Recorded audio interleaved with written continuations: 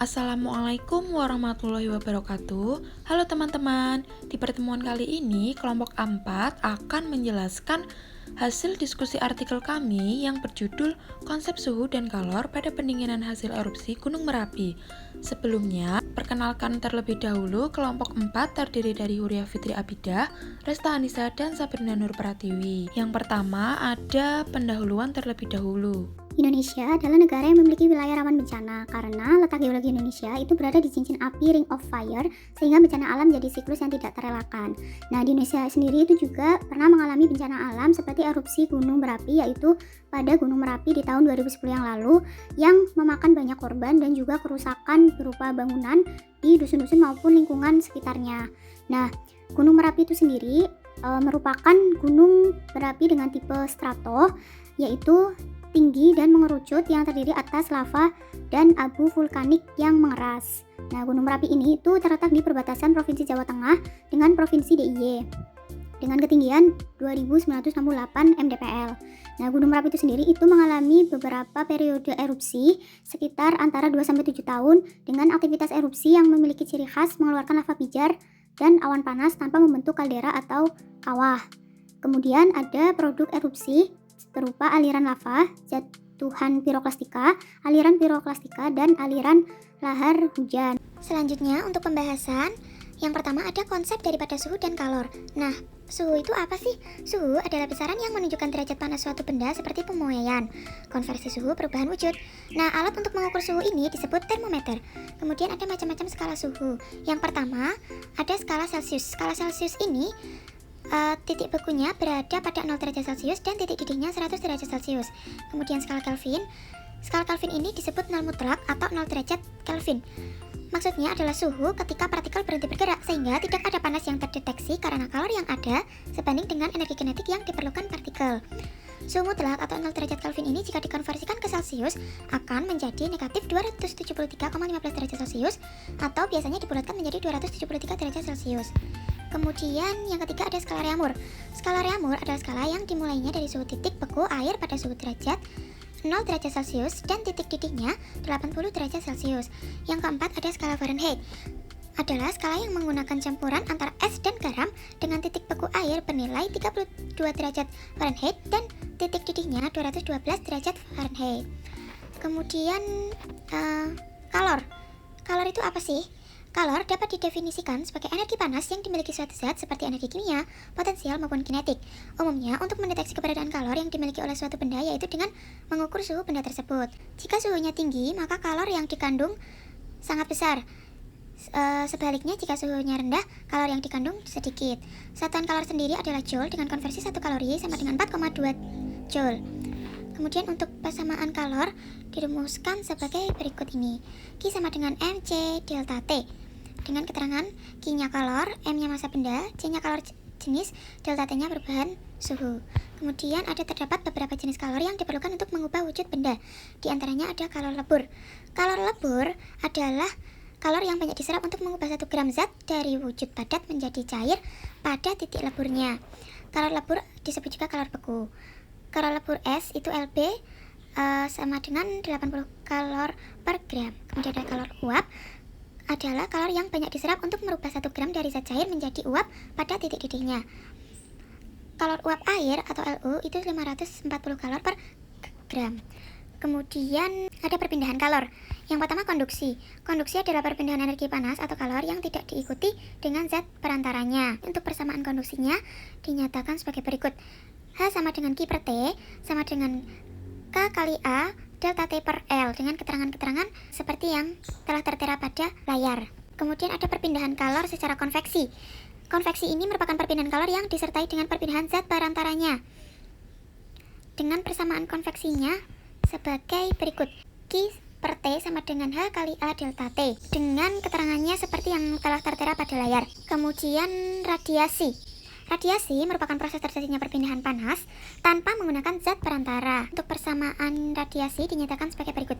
H sama dengan Q per T sama dengan emfisitas dikali konstanta umum kali A kali T pangkat 4. Nah, selanjutnya kita akan membahas terkait dengan proses meletusnya Gunung Merapi. Nah, erupsi Gunung Merapi pada umumnya itu diawali dengan pembentukan kubah lava, kemudian kubah lava itu mengalami guguran yang diikuti oleh aliran piroklastika. Nah, erupsi Gunung Merapi pada bulan Oktober sampai November 2010 itu terjadi sangat besar dan dalam waktu yang cukup lama, sekitar 2 minggu. Pada tanggal 26 Oktober 2010, awan panas dikeluarkan pertama kali pada jam 5 sore selama beberapa kali ke arah barat, barat daya, dan selatan tenggara. Dan diakhiri erupsi terbesar yaitu pada tanggal 5 November dini hari. Awan panas menyebar pada radius 10-15 km yang menghancurkan dusun-dusun yang berada di lereng Gunung Merapi. Dan abu vulkanik juga dirasakan tidak hanya oleh masyarakat di lereng Gunung Merapi saja, namun dirasakan juga pada masyarakat yang tinggal di radius 30 km bahkan sampai Jawa Barat. Setiap letusan gunung api itu menghasilkan banyak abu dan material lepas lainnya yang berakumulasi di lereng dan lembah yang cukup tebal.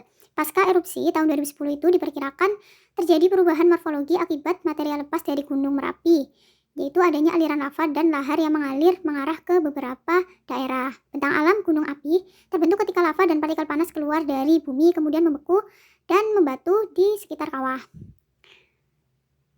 Kemudian pengungkapan adanya korelasi antara tipe erupsi gunung api dengan pembentukan bentang alam ini menunjukkan peran faktor komposisi, temperatur, dan kandungan gas di dalam magma. Umumnya faktor-faktor itulah yang mengontrol viskositas magma dan menentukan tipe erupsi gunung api. Menurut Hartono, DKK 2008, dalam penelitiannya menjelaskan bahwa lava yang membeku di bawah air mempunyai bentuk membulat, saling menumpuk di bagian tepi tampak melingkar, bentuk rupa bantal dengan kulit yang keras dan rekahan radir. Pembentukan struktural bantal merupakan fungsi kecepatan aliran, yaitu membeku sangat cepat dan mengalir sangat lambat. Membeku sangat cepat ini hanya dapat terjadi pada masa yang sangat panas atau magma bersentuhan dengan massa air yang dingin, es, atau massa sedimen yang jenuh air. Aliran lahar Gunung Merapi ini mengalir di beberapa sungai sekitar Merapi. Daerah yang berpotensi terkena lahar hujan sesudah erupsi yaitu daerah sekitar aliran sungai yang berhulu di puncak Gunung Merapi. Banjir lahar yang terjadi berpotensi menghasilkan tenaga yang cukup besar untuk mengangkut material yang berada pada lereng Gunung Merapi. Berikut materialnya seperti pasir, kerikil, bahkan bongkahan-bongkahan batu yang cukup besar. Fenomena batu yang besar terangkut oleh banjir dapat disaksikan pada daerah Kabupaten Magelang, khususnya di Serumbung, di mana di wilayah Serumbung itu terdapat beberapa sungai yang berhulu di Gunung Merapi. Nah, salah satunya adalah Kali Putih. Itu menjadi sungai yang paling banyak dialiri oleh material Gunung Merapi setiap kali erupsi. Akibatnya, itu menyebabkan kerusakan di permukiman yang ada di sekitarnya. Ada beberapa faktor yang menyebabkan banjir lahar di kawasan barat Merapi. Di antaranya adalah karakteristik endapan material vulkanik di sisi barat Merapi yang lebih ringan dan tinggi intensitas curah hujan di kawasan Merapi. Kawasan barat Merapi banyak menyimpan material piroklastik ringan, hasil letusan yang berarah vertikal seperti material abu, pasir, dan kerikil. Sedangkan karakteristik material kawasan selatan barat Merapi relatif lebih berat. Ini disebabkan karena endapan material erupsi kawasan selatan Merapi lebih banyak dikontrol oleh tumpahan material piroklastik panas sehingga karakteristik materialnya berukuran lebih besar seperti pasir, kerikil, kerakal, dan bongkahan batu besar. Selanjutnya yang C, magma hasil erupsi. Magma merupakan material silikat yang sangat panas, terletak di dalam bumi dan mempunyai temperatur berkisar 600 derajat Celcius sampai 1500 derajat Celcius. Magma ini berasal dari batuan setengah cair yang sudah ada baik di dalam mantel maupun kerak bumi. Nah, pelelehan dari batuan yang menjadi magma ini terjadi karena kenaikan temperatur, penurunan tekanan, atau perubahan komposisi. Nah, magma ini disusun oleh bahan yang berupa gas volatil seperti H2O dan CO2 terdapat di dalam rongga bumi yang disebut dapur magma. Magma lebih ringan dari batuan di sekitarnya, oleh karena itu magma akan bergerak naik ke atas. Gerakan magma ke atas menyebabkan terjadinya erupsi dan terkadang menghasilkan lava. Semakin ke arah barat laut, distribusi sumber panas bumi mempunyai kecenderungan suhu semakin naik. Berdasarkan nilai entalpinya di dekat permukaan termasuk dalam entalpi rendah sampai sedang, yakni 102 derajat sampai 103 derajat Celcius. Nah, saat magma mengalami penurunan suhu ketika naik ke permukaan bumi, mineral-mineral dari magma tersebut akan terbentuk dan peristiwa tersebut dikenal dengan peristiwa penghabluran. Nah, batuan beku merupakan batuan yang berasal dari hasil proses pembekuan atau pengkristalan magma. Berdasarkan tempat mendinginnya magma, batuan beku dibedakan menjadi dua. Yang pertama ada batuan beku intrusif dan batuan beku ekstrusif. Batuan beku intrusif itu merupakan batuan beku yang terbentuk akibat magma yang membeku di bawah permukaan bumi. Jadi dia membeku sebelum mencapai permukaan sehingga terbentuklah batuan beku intrusif. Batuan sedimen merupakan batuan yang terbentuk dari proses pengendapan material batuan lain, yang prosesnya itu meliputi pelapukan, erosi, dan transportasi. Proses pelapukan yang terjadi bisa berupa pelapukan fisik maupun kimia, sedangkan proses erosi dan transportasi dilakukan oleh media air dan angin. Batuan sedimen yang terbentuk dari fragmen yang berasal dari batuan lainnya berbentuk seperti lapisan, di mana satu lapisan dengan yang lainnya terpisah dan berbeda komposisi. Nah, batuan sedimen ini batuan yang terbentuk dari hasil rombakan batuan beku, batuan metamorf, dan batuan sedimen lainnya yang diendapkan pada suatu tempat di permukaan bumi sehingga mengalami proses diagenesis. Diagenesis sendiri mengandung arti perubahan pada batuan, hanya saja prosesnya pada temperatur di bawah 200 derajat Celcius dan tekanan di bawah 3000 atm. Contoh dari batuan sedimen adalah batuan lempung, tufa, limestone, sandstone, clay, dan lain-lain. Batuan metamorf sendiri merupakan batuan yang terbentuk dari hasil transformasi atau perubahan yang terjadi akibat pengaruh tekanan dan temperatur yang cukup tinggi pada batuan beku dan sedimen sehingga terjadi perubahan fisik dan komposisi mineralnya. Batuan metamorf ini terbentuk karena perubahan suhu dan tekanan, terbentuk karena adanya perubahan dari kelompok mineral dan tekstur batuan yang terjadi dalam satu batuan yang mengalami tekanan dan temperatur yang berbeda dengan tekanan dan temperatur saat satuan tersebut pertama kalinya terbentuk. Selanjutnya ada proses terbentuknya batu. Karena magma merupakan cairan yang panas, maka ion-ion yang menyusun magma itu akan bergerak bebas tak beraturan. Sebaliknya, pada saat magma mengalami pendinginan, pergerakan ion-ion yang tidak beraturan itu akan menurun dan ion-ion akan mulai mengatur dirinya menyusun bentuk yang teratur. Sehingga proses ini disebut kristalisasi. Nah, pada proses kristalisasi ini, ion-ion akan saling mengikat satu dengan yang lainnya dan melepaskan kebebasan untuk bergerak. Dan ion ini akan membentuk ikatan kimia dan membentuk kristal yang teratur. Nah, kecepatan pendinginan magma ini juga akan berpengaruh terhadap proses kristalisasi, terutama ukuran kristal atau ukuran dari batu yang dihasilkan nanti. Ketika pendinginan magma berlangsung dengan lambat, ion-ion yang ada di dalam magma itu mempunyai kesempatan untuk mengembangkan diri sehingga akan menghasilkan kristal yang besar atau batuan yang besar. Nah, sebaliknya, jika pendinginannya berlangsung dengan cepat, ion-ion tersebut tidak mempunyai kesempatan untuk mengembangkan dirinya sehingga kristal atau batuan yang dihasilkan itu menjadi mempunyai ukuran yang kecil. Nah, pada saat magma ini mengalami pendinginan, atom-atom oksigen dan silikon itu mereka akan saling mengikat untuk membentuk tetrahedra oksigen silikon. Nah, kemudian para tetrahedra oksigen silikon itu akan saling bergabung dengan ion lainnya dan membentuk inti kristal dari bermacam mineral silikat. Ion lainnya itu ion-ion yang ada di dalam magmanya itu juga ya. Nah, mineral yang menyusun magma itu nggak terbentuk pada waktu yang bersamaan atau pada kondisi yang sama gitu.